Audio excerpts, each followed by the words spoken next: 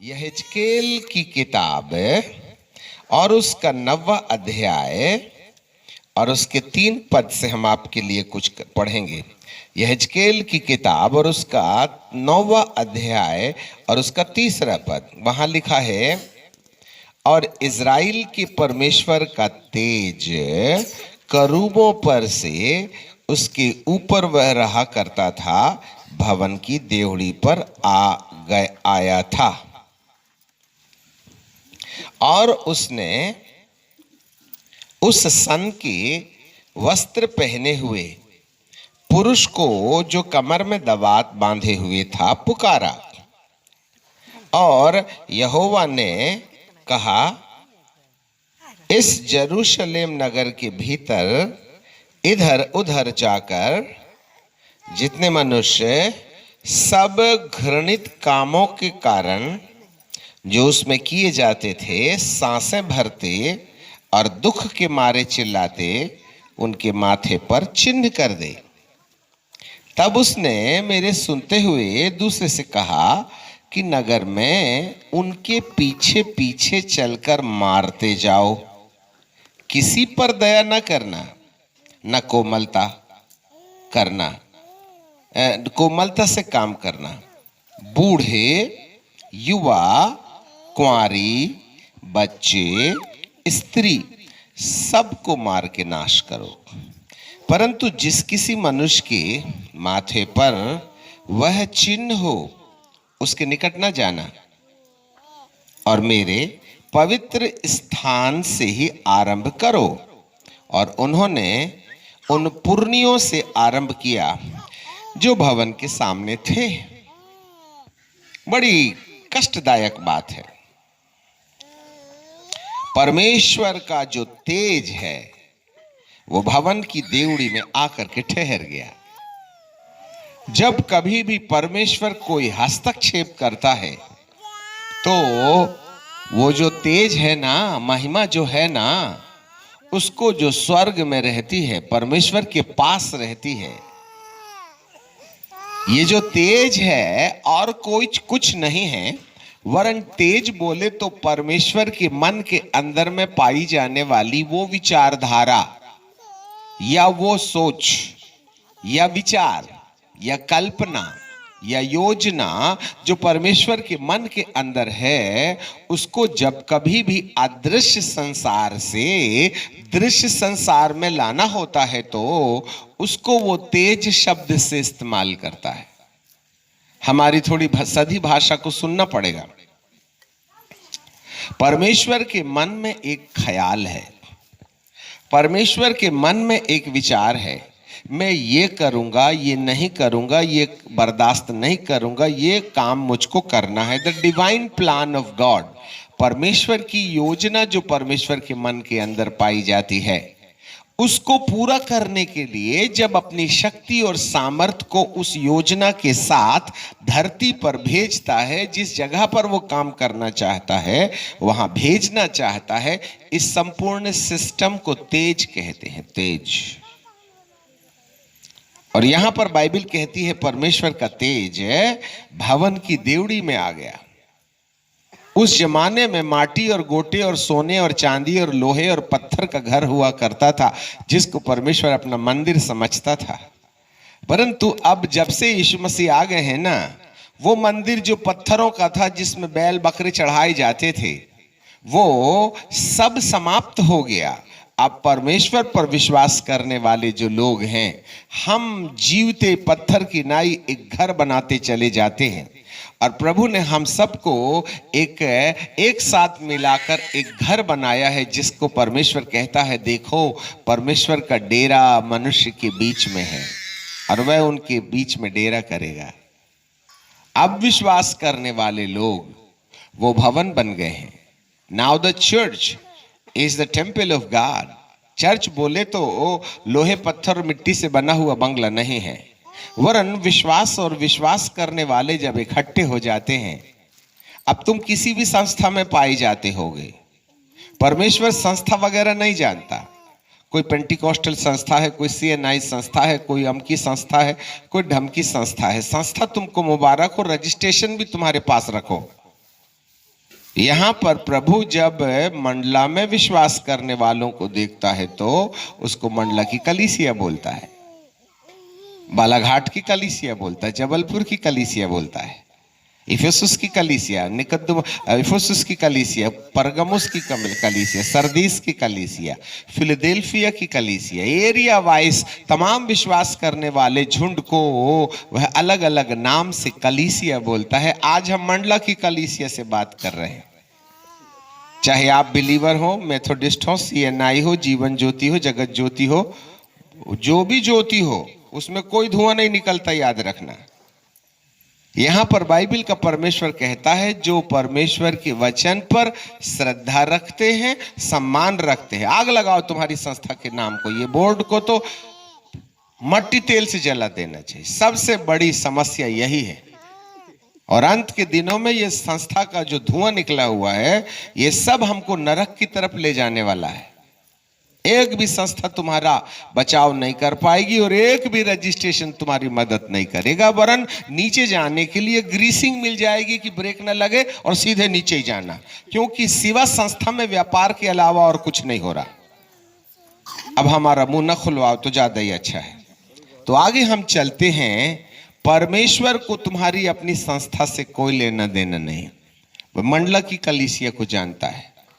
और जब तक मंडला की कलीसिया में परमेश्वर का काम शुरू नहीं होगा, उस समय काम शुरू होगा जब परमेश्वर का तेज जो उसके ऊपर में परमेश्वर के पास रहता है, वो योजना जो परमेश्वर के मन के अंदर पाई जाती है, वो इच्छा जो परमेश्वर के मन के अंदर मनुष्य के लिए, दृश्य संसार के लिए, भौतिक संसार के लिए, मटेरियल वर्ल्ड के लिए जो परमेश्वर का हस्तक्षेप जो परमेश्वर करना चाहते हैं, वो जो कामकाज करना चाहते हैं, यहां बाइबल कहती है वो वाला तेज मानो परमेश्वर के भवन की देवड़ी में आकर के खड़ा हो गया।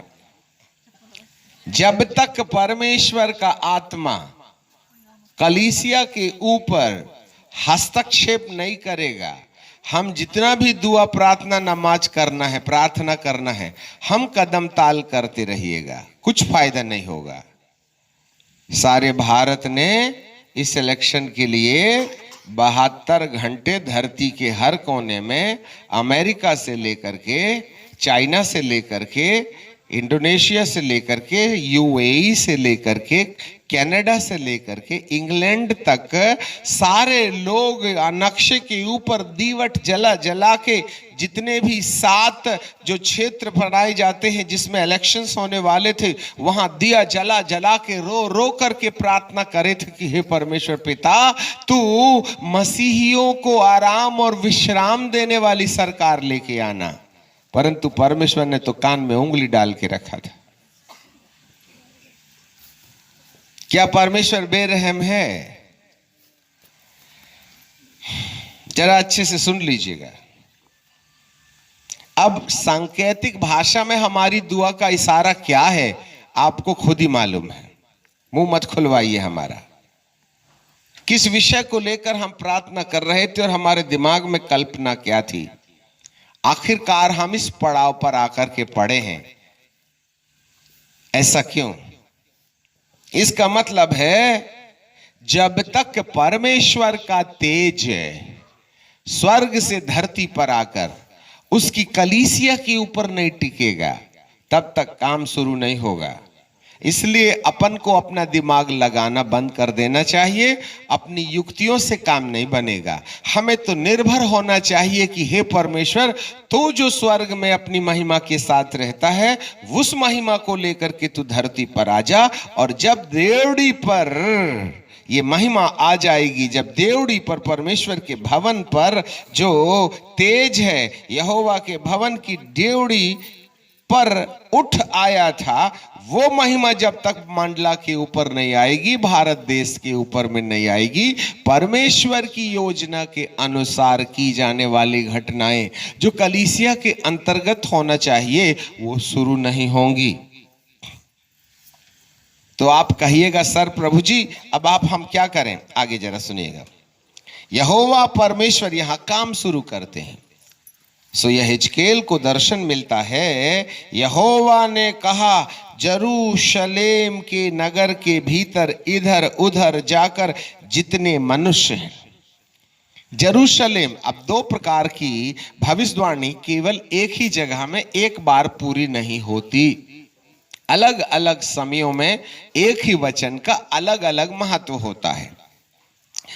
उस जमाने में जब लिखी गई थी ये कहानी, तब जरूशलेम में लागू हो रही थी।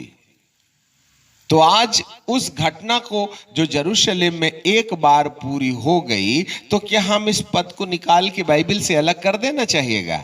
ना ना ना ना, इसका अर्थ है, यहां बाइबल का प्रभु बताता है कि उस जरूशलेम की वो घटना जो घट गई, आज के तार में इस वचन को हम अपने लिए किस प्रकार से अनुवादित करें, ये एक दूसरा विषय है। सो आज जरूशलेम बोले तो विश्वास करने वालों का झुंड, चर्च, कलीसियाएं, फिर आपकी संस्था कुछ भी होगी, उससे मतलब नहीं।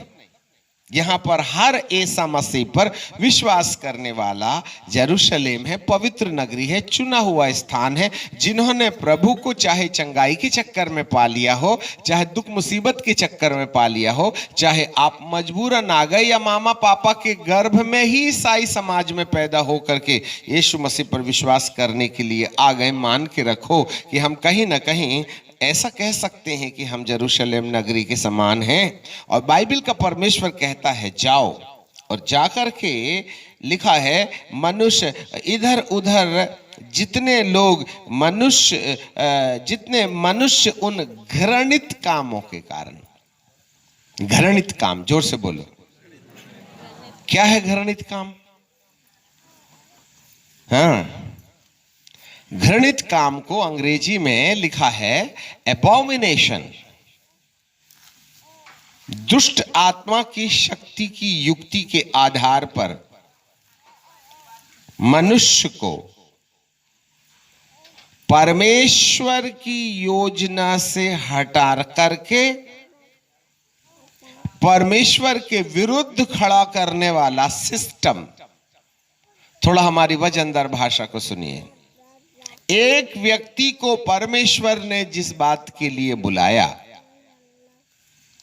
जिस अनुभव के लिए बुलाया, जिस प्रकार का चरित्र देने के लिए, जीवन देने के लिए, अनुभव देने के लिए बुलाया, उस अनुभव के बिल्कुल विपरीत 180 डिग्री में आपके जीवन को ले जाने वाले सिस्टम को हम सिस्टम, माध्यम, वो व्यक्ति भी हो सकता है, वस्तु भी हो सकती है, स्थिति भी हो सकती है, जरूरत भी हो सकती है, सरकार भी हो सकती है, तकनीकी भी हो सकती है, जमीन जायदाद भी हो सकती है, आपकी संस्था और संस्था के सिद्धांत भी हो सकते हैं। आपकी जरूरतों के आधार पर जो अपन समझौता पूर्ण जीवन जी लेते हैं ना, प्रभु को किलो के भाव से कबाड़ में बेच देते हैं। सच्चाई जानने के बाद भी हम बाइबल के खिलाफ वाले सिद्धांत पर और बाइबल के खिलाफ काम करने वाले काम पर अपने आप को समर्पित कर देते हैं। इस संपूर्ण सिस्टम को, इस संपूर्ण भाग को हम एबॉमिनेशन कहते हैं, जिसका नियंत्रण अंधकार की शक्ति के हाथ में रहता है, जिसको लूसीफर बोलते हैं, शैतान। शैतान तकनीकी के द्वारा आएगा, मोबाइल के द्वारा आएगा, इंटरनेट के द्वारा आएगा, आपके घर में रोटी नहीं होगी उसके द्वारा आएगा, आपको लालच दिखा के कहेगा तेरा भी एक चर्च होना चाहिए, और जब तक तू प्रेसिडेंट नहीं बनेगा सेवा में मजा नहीं आएगा, छोड़, जहां संस्था में तू काम करता है ना, अलग हो जा, अपनी खुद की संस्था। आज गली गली में रजिस्ट्रेशन हो रहे हैं चर्च के, भले 4 आदमी हैं, करोड़ों संस्थाएं बन रही हैं। देखो भैया, अभी यदि आपको समझ में नहीं आएगी तो सरकार आ गई है समझाने के लिए, ज्यादा दिन नहीं लगेगा, हफ्ता महीने में सब ठिकाने लग जाएंगे। क्या करिएगा, ये परमेश्वर की मजबूरी है, ध्यान दे लेना। एबॉमिनेशन का मतलब होता है वो लाल अजगर जो उसके विश्वास करने वालों को उस विश्वास के प्रति अंधा बना दे, और विश्वास के बाद भी जिस उद्देश्य के लिए तुमने विश्वास किया है वो उद्देश्य आपके जीवन का अनुभव में समाप्त हो जाए, उस अनुभव को समाप्त कर देने के लिए जो भी सिस्टम है, तंत्र है, माध्यम है, वो माध्यम एबॉमिनेशन है, शैतानियत का काम। आज भारत की प्रारंभिक कलीसिया में जब नया नया प्रभु का काम हुआ था तो लोगों के दिल के अंदर एक ही पागलपन था, यीशु, प्यार करने वाला यीशु।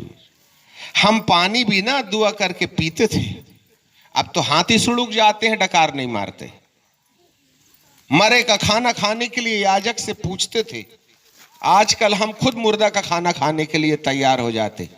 यदि ना खिलाए तो कहते तीसरे का खाना नहीं खिलाएगा कि एक दिन का बचेगा ना। आज हमारे ऊपर इतनी कंगाली आ गई है।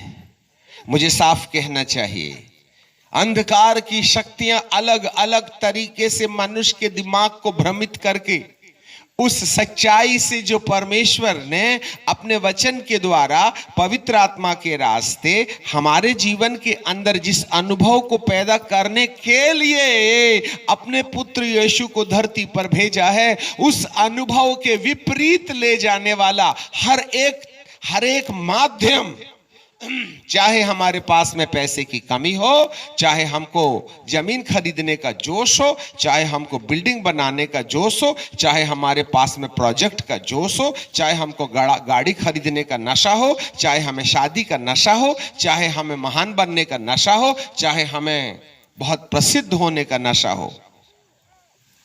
आप सब 99% लोग अन्य जाति में से प्रेसिडेंट और ट्रेजरर बनने के लिए यीशु मसीह को ग्रहण नहीं किए। आपने अपनी जाति, धर्म, देवा देवी, दुनिया भर की सब चीजों का बहिष्कार करते हुए किस मामले में अपने प्रभु यीशु मसीह को स्वीकार किया था? और आज हम जा कहां रहे हैं? हमारा लक्ष्य क्या हो गया?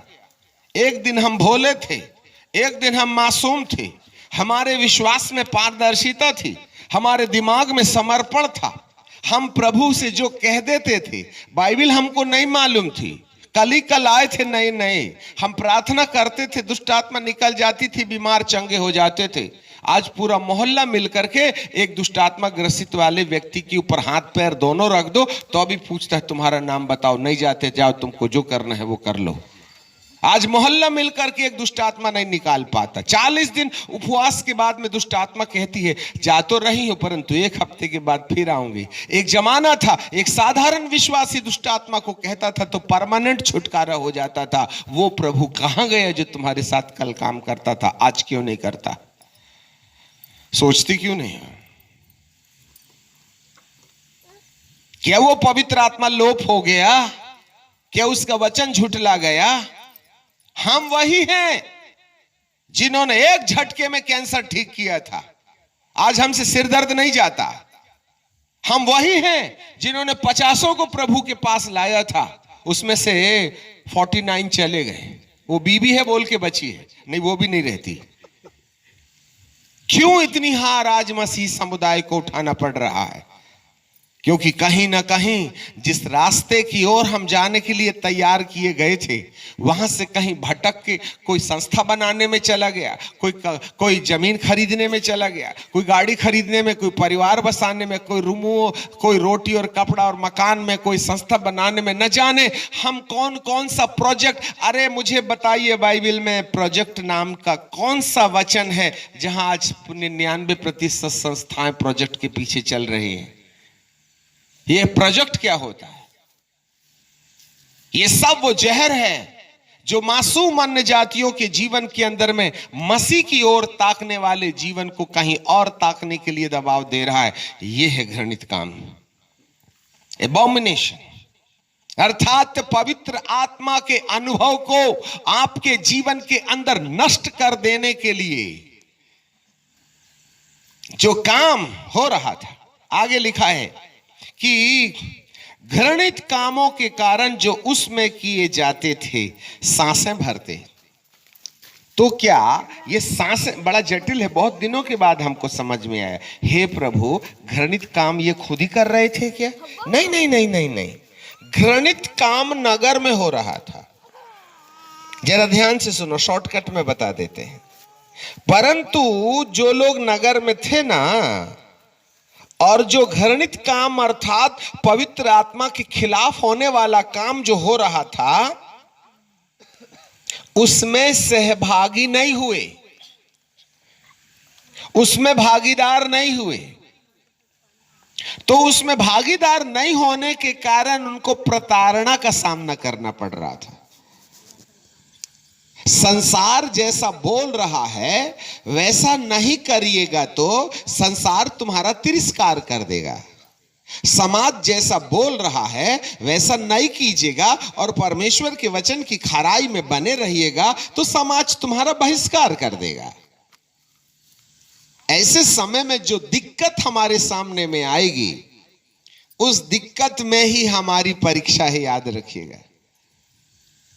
हाँ, यहां एक जगह वचन है और दूसरे जगह सोने से भरा हुआ टोकना है और बीच में रखी है तलवार। चुन लो, तुम्हें यह जीवन चाहिए या सोना चाहिए, संसार चाहिए या प्रभु का राज्य चाहिए, और बीच में रखी है तलवार, न्याय होगा।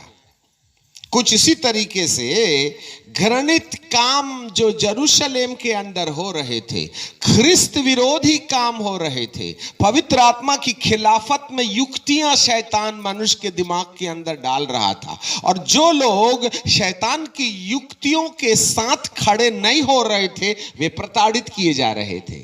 वो दुख में थे, उनको सताया जा रहा था, उनको नौकरी नहीं मिल रही थी, उनका काम नहीं मिल रहा था, उनको पैसा नहीं मिल रहा था, उनको खाने के लिए नहीं था, उनके पास जमीन नहीं थी, उनकी इज्जत नहीं थी, उनको बदनाम किया जा रहा था। अलग अलग रास्ते से, जो संसार के साथ समझौता नहीं करने वाले रास्ते का चुनाव किए और जो परमेश्वर के वचन के अनुसार खड़े होकर के चल रहे थे, ऐसे लोग प्रताड़ित किए जा रहे हैं।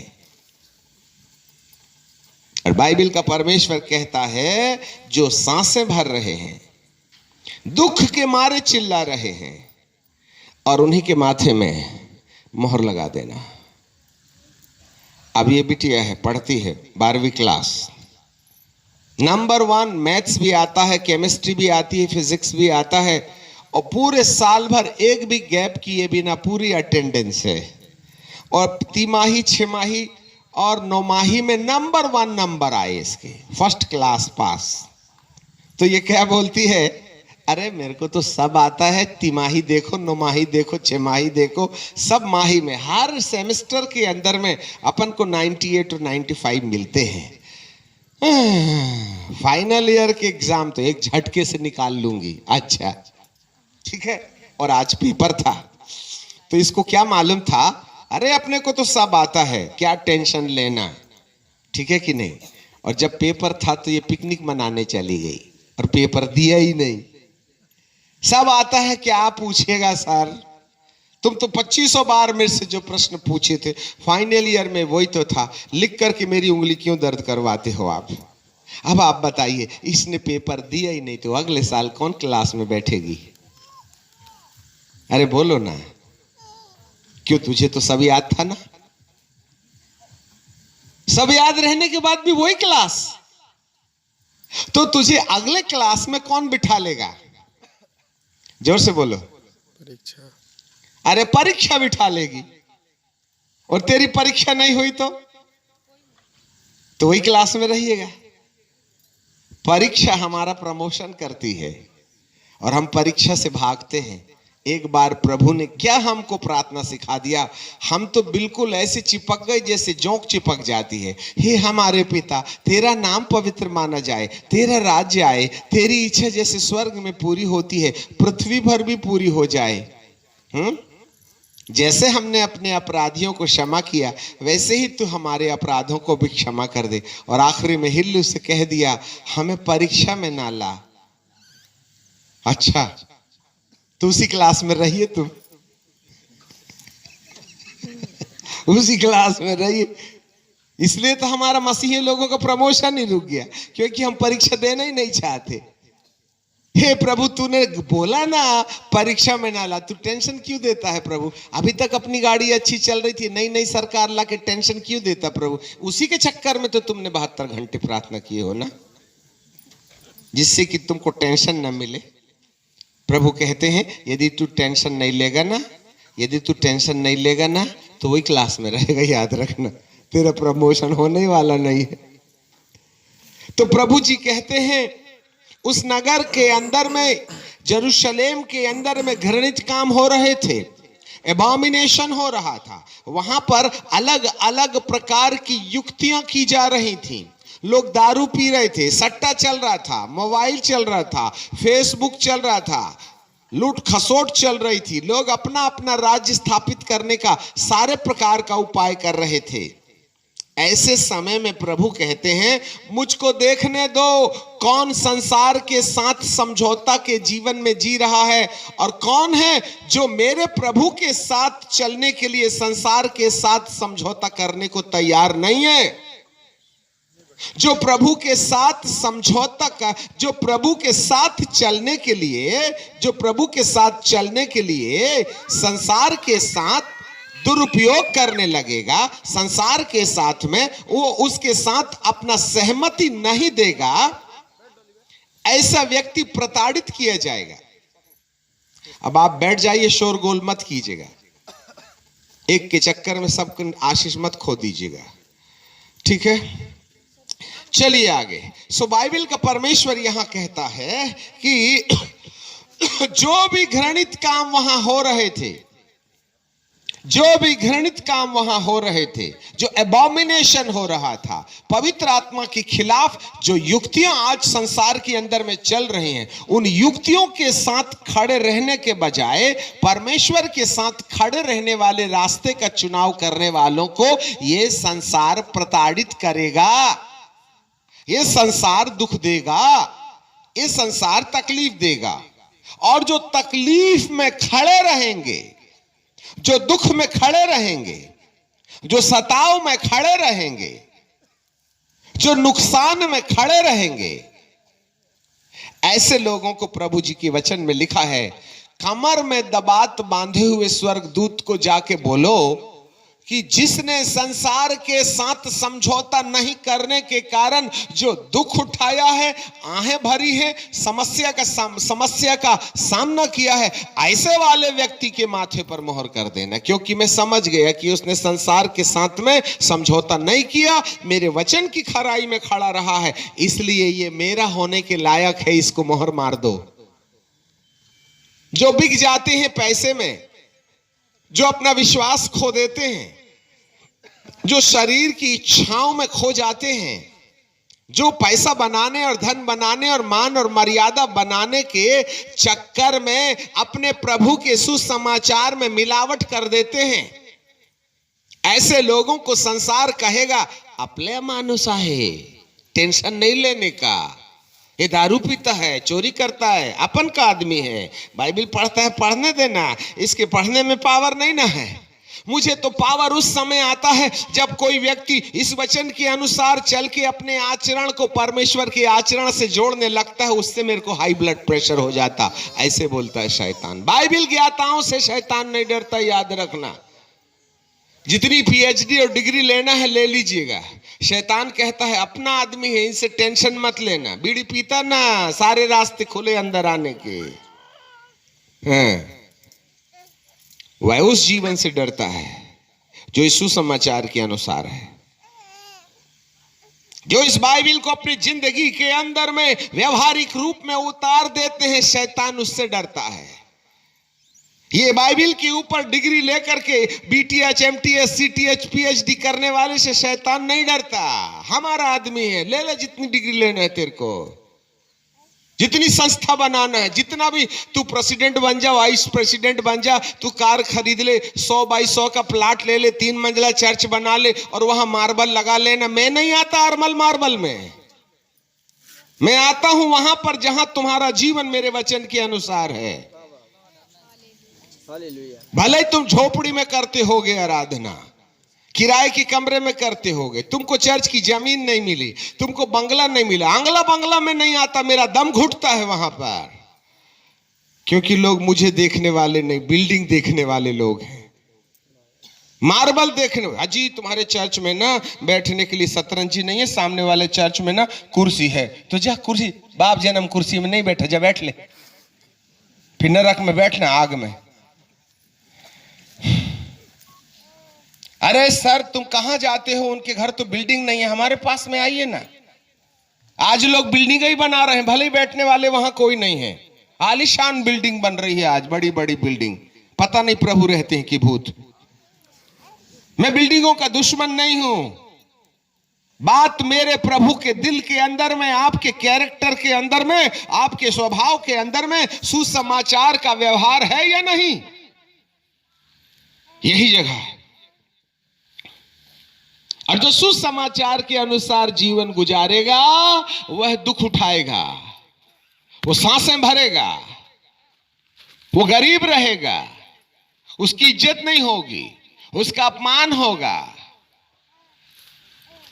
नए नियम का प्रमुख हीरो बाबा पौलुस, उसने जिंदगी का ऐसा कोई भी कटु अनुभव नहीं था जो धरती पर पाया जाता होगा जो उसने अपनी जिंदगी के अंदर नहीं पाया। परंतु कभी ये नहीं कहा अरे भाई बाहर वाले तो सता ही रहे थे, अंदर वाले भी सता रहे थे। समुद्र के जोखिमों में, आंधी के जोखिमों में, जंगल के जोखिमों में और जानवरों के जोखिमों में, भाई के जोखिमों में, परिवार के जोखिमों में, सारे जोखिम तो थे ही थे। परंतु एक दिन उसको पेट में गैस हो गई और कहने लगा हे प्रभु तू मेरी प्रार्थना से कैंसर चंगा करता है, ये गैस्ट्रिक ट्रबल नहीं जाता। तो बोले अंगूर का ताजा रस पी लिया करना, दुआ मत कर मेरे से, मेरा अनुग्रह तेरे लिए बहुत है। एक क्या दो बार मैंने प्रार्थना किया मेरा पेट के दर्द के लिए, प्रभु ने पेट का दर्द चंगा नहीं किया। ऐसे चंगा करने वाले प्रभु जिस पौलुस के द्वारा बहकर के लाखों लोगों को बपतिस्मा देकर के ऐसा ऐसा अनुभव कि स्वर्ग जाके धरती पर आ जाता था, न जाने देश सहित न जाने देह रहित। मैंने तीसरे आसमान का दर्शन करके आया ना, मैं बताऊंगा तो तुम मुझको पागल खाना भेज दीजिए, इसलिए मेरे को मेरी कहानी अपने पास रहने दीजिए। ऐसे सटीक अनुभव वाले की गैस की बीमारी प्रार्थना से चंगी नहीं हुई थी, याद रखना। यह भी एक पीड़ा है।